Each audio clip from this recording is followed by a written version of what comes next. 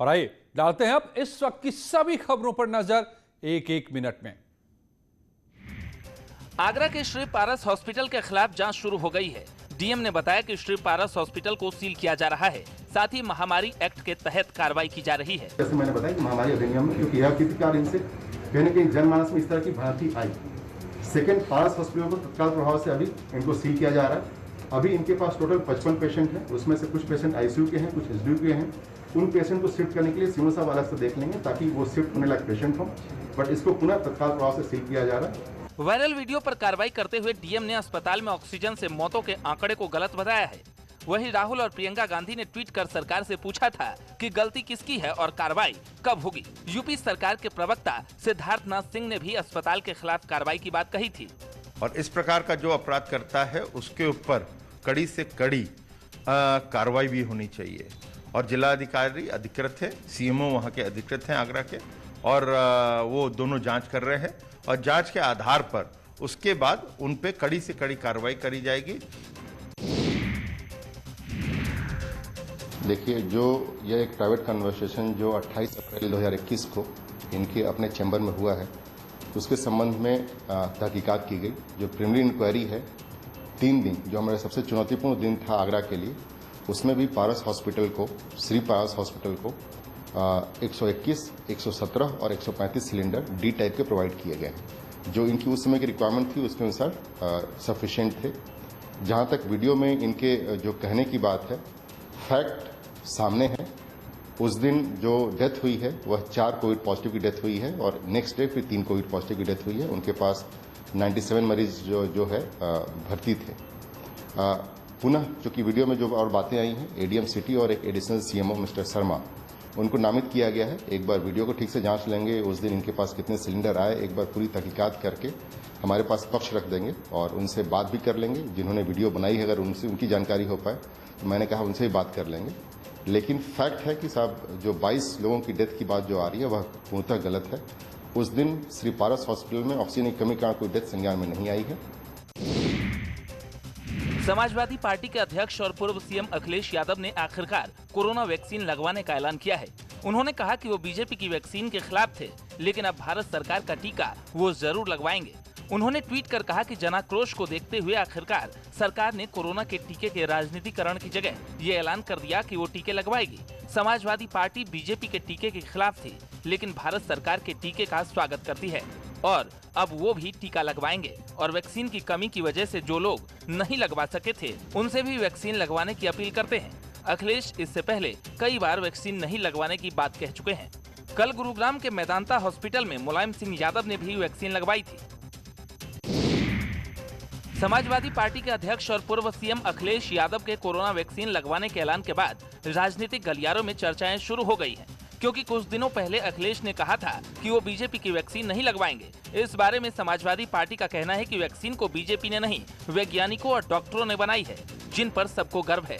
Bharatiya Janata party इसको ऐसे दर्शाती जैसे लगता है भारतीय जनता पार्टी ने बना दिया हो। ये वैज्ञानिकों का है, हम हिंदुस्तान के वैज्ञानिकों का सम्मान करते हैं। मेरी दूसरी मांग थी कि टीका फ्री में लगना चाहिए पूरे हिंदुस्तान को। आज हमारी मांग को सरकार ने माना है और फ्री में टीका हिंदुस्तान को लग रहा है, तो समाजवादी भी लगवा रहे हैं। वहीं बीजेपी का कहना है कि एसपी अब समझ चुकी है कि अब उनकी सरकार नहीं आने वाली, इसलिए वैक्सीन लगवाने की बात कर रहे हैं। 2017 में भी आपको बताया था कि आपकी सरकार नहीं आने वाली है। कल भी नेताजी ने आपको संदेश दे दिया है, तो ये उस संदेश से हार मानते हुए आज उन्होंने अपने बयान को पलटा और पलट कर ये कहा कि अब वैक्सीन लगाने की हम बात कर रहे हैं। कांग्रेस का कहना है कि राजनेताओं को ऐसा कोई बयान नहीं देना चाहिए जिससे लोगों में भ्रम फैले।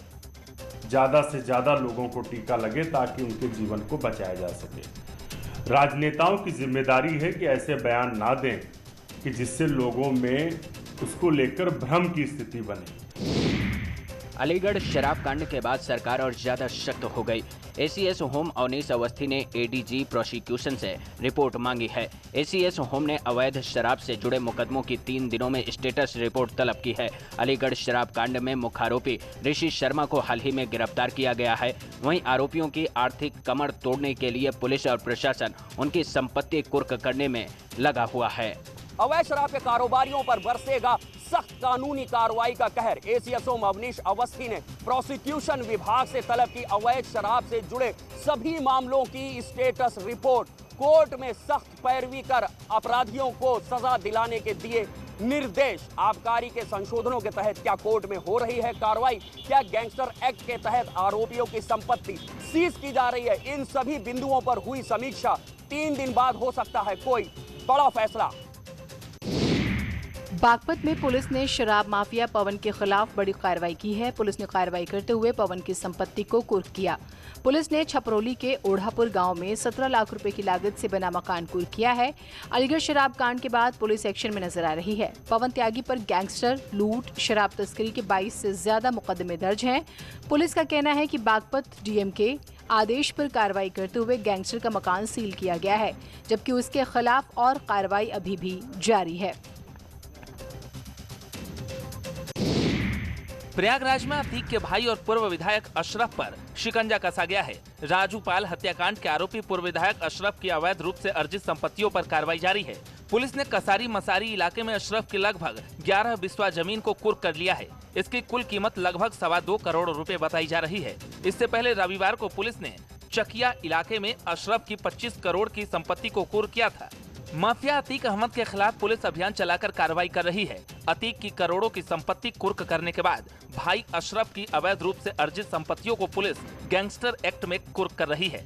जिन संपत्तियों की पुलिस ने पहचान की थी, उसकी कुर्की के लिए डीएम ने भी इजाजत दे दी थी। इसी कड़ी में धूमनगंज पुलिस ने कसारी मसारी में अशरफ की अवैध प्रॉपर्टी को राजस्व विभाग की मदद से चिन्हित कर लिया था।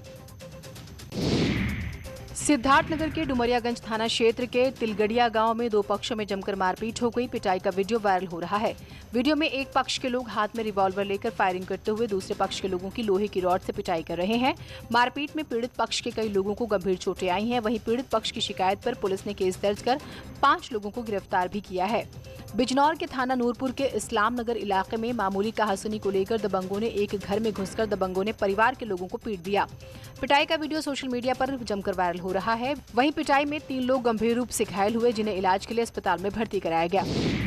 कौशाम्बी में अतिक्रमण हटाने टीम के साथ पहुंची महिला लेखपाल पर गांव की महिलाओं ने हमला कर दिया। पुलिस और राजस्व विभाग के कर्मचारियों के सामने ही महिला लेखपाल के साथ मारपीट की गई। साथ ही जेसीबी पर भी लोगों ने पथराव किया। घटना को लेकर महिला लेखपाल ने आरोपियों के खिलाफ पुलिस में शिकायत दी है। मामला मंझनपुर कोतवाली के चक बिजलीपुर गाँव का है, जहाँ रोक के बाद भी तालाबी रकबे पर अवैध निर्माण जारी है। इसी को रोकने के लिए महिला लेखपाल टीम के साथ पहुंची थी। रायबरेली की शहर कोतवाली के दीवानी कोर्ट में वकील की दबंगई देखने को मिली, जहाँ कोरोना प्रोटोकॉल के तहत थर्मल स्क्रीनिंग से नाराज वकील ने ड्यूटी पर तैनात पुलिसकर्मी पर ही हाथ उठा दिया। साथ ही पुलिसकर्मी को गाली भी दी। वकील यहीं तक नहीं रुके, वीडियो बनता देख कैमरे पर भी हमला बोल दिया। शाहजहांपुर में पति पत्नी और 2 बच्चों के खुदकुशी मामले में परिजनों ने आरोप लगाया है कि सूदखोर अविनाश वाजपेयी के टॉर्चर से तंग आकर परिवार सामूहिक सुसाइड को मजबूर हुआ, इसलिए इसे हत्या मानना चाहिए। 12 लाख दे करके 37 लाख वसूले जा चुके थे और 70 लाख और मांगे जा रहे थे। जी हाँ, मकान 2019 में ही लिखवा लिया था, उसी के एवज में पैसा दिया था। देखिए, अविनाश वाजपेयी उर्फ आकाश वाजपेयी का नाम दर्ज था उस सुसाइड नोट में कि इसके कारण से ये ऐसा कदम उठा रहे हैं। उनके माता पिता को संबोधित था। जो मृतका है संभवतः ये उसकी राइटिंग में है और मृतक के हस्ताक्षर भी हैं। इस आधार पर तत्काल उनके जो पेरेंट्स हैं उनको भी इससे शेयर किया गया और उनके आधार पर एक अभियोग पंजीकृत कर लिया गया थाना कोतवाली पे 306 आईपीसी का। हमारी जब अभियुक्त की गिरफ्तारी के लिए दबिश दी जा रही है। मौके से मिले सुसाइड नोट के आधार पर पुलिस ने आरोपी अविनाश वाजपेयी के खिलाफ धारा 306 के तहत केस दर्ज कर लिया है। अब पुलिस उसकी गिरफ्तारी के लिए टीमें बनाकर दबिश डाल रही है। लखनऊ की गाजीपुर इलाके में पुलिस और बदमाशों में मुठभेड़ हो गई। मुठभेड़ में 10,000 के नामी काशिफ समेत 9 बदमाशों को पुलिस ने गिरफ्तार किया है। 3 बाइक पर 9 बदमाश सवार थे। वारदात के इरादे से मुंशीपुलिया इलाके में जा रहे थे। पुलिस को भनक लगते ही बदमाशों को पीछा किया गया और खुद को घिरता देख बदमाशों ने पुलिस पर गोली चला दी। मुठभेड़ के दौरान फायरिंग में कोई घायल नहीं हुआ। इन्हीं बदमाशों ने 1 मार्च को गाजीपुर में कोरियर कंपनी में डकैती डाली थी। इन लोगों को मौके से जब पकड़ने की कोशिश की गई तो इन्होंने अपनी तरफ से फायरिंग स्टार्ट कर दी। ये सब बाइक में थे, हमारी जो टीम थी वो गाड़ी में थी। इन्होंने जब फायरिंग स्टार्ट की तो जान से मारने की नियत से जो फायरिंग इन्होंने की तो उसके बदले में हमारी तरफ से भी जवाबी फायरिंग हुई, लेकिन किसी को अभी तक कुछ पुख्ता नहीं है कि किसी को लगी है या नहीं लगी है। अभी सबको भेज दिया गया है, यहाँ से अभी चेक किया जा रहा है। हमारी गाड़ी में गोली लगी है, जो एसएचओ की गाड़ी थी जो पीछे से दौड़ा रही थी उनको एक गोली लगी है गाड़ी में, और बाकी अभी और जानकारी की जाएगी कि और कौन कौन सी घटनाओं में इनकी संलिप्तता थी। सुल्तानपुर के कादीपुर में एक युवक की गोली मारकर हत्या करने का मामला सामने आया है। बताया जा रहा है कि अपने घर जा रहे युवक की घात लगाकर बैठे बदमाशों ने गोली मारकर हत्या कर दी। सूचना पर पहुंची पुलिस ने परिवारजनों की तहरीर पर 7 लोगों के खिलाफ केस दर्ज किया है और आरोपियों को हिरासत में लेकर पूछताछ की जा रही है। पंकज धीरज पुत्रगण राम प्यारे निवासी पौधन रामपुर एवं रमेश वर्मा निवासी पीपरी तथा 3 अज्ञात व्यक्तियों के विरुद्ध 302 का अभियोग पंजीकृत किया गया है। हरदोई के पिहानी कोतवाली इलाके के पंडरवा किला गांव में हुए वृद्ध की हत्या का पुलिस ने खुलासा करते हुए 2 आरोपियों को गिरफ्तार किया है। एक फरार आरोपी पर 20,000 का इनाम भी घोषित किया है। इन दोनों के बयानों के आधार पर ये बात साबित हुई कि 3 बीघा बाग के बेचने के ऊपर विवाद हुआ था, जिसमें मृतक कल्लू का भाई शरफुद्दीन अपने साथियों राम खिलावन और छेदा के साथ मिलकर के धारदार हथियार से कल्लू की हत्या किया था और साक्ष्य मिटाने के उद्देश्य से उसकी लाश को एक तालाब में दफन कर दिया था। प्रयागराज में न्यूज 18 की खबर का एक बार फिर से दमदार असर हुआ है। गंगा किनारे श्मशान घाटों पर रेत में दफनाए गए शवों के नदी के कटान में गंगा में समाने का नगर निगम प्रयागराज ने संज्ञान लिया है। नगर निगम अब ऐसे शवों को बाहर निकालकर दाह संस्कार कराने के साथ दाह संस्कार के लिए पैसे भी दे रहा है। नगर निगम की निगरानी कमेटी के सदस्य के मुताबिक अब तक फाफा मऊ घाट पर दफनाए गए 11 शवों का दाह संस्कार करवाया गया है। वहीं एसडीआरएफ की भी एक टीम 24 घंटे नदी के कटान पर नजर बनाए रखे हुए है। 18 मई को जिला प्रशासन ने गंगा के घाटों पर रेत में शवों को दफनाए जाने पर पाबंदी लगा दी थी। यहाँ पर कई शवों का जो कि नदी को छूने लगे थे, नदी में समाने के मुहाने पर थे, उनका यहाँ पर अंतिम संस्कार भी कराया है। और इसके बाद लगातार आप देख सकते हैं एसडीआरएफ की टीम यहाँ पर तैनात है। एसडीआरएफ की टीम लगातार मॉनिटरिंग कर रही है और किनारे पर जो भी कटान हो रहा है उसको देख रही है। अगर कोई शव कटान में आता है तो उसको निकाल कर बाकायदे पूरे हिंदू रीति रिवाज से उसका अंतिम संस्कार यहाँ पर जो है वो कराया जा रहा है। लौटेंगे खुशी पलों में और खबरों के साथ।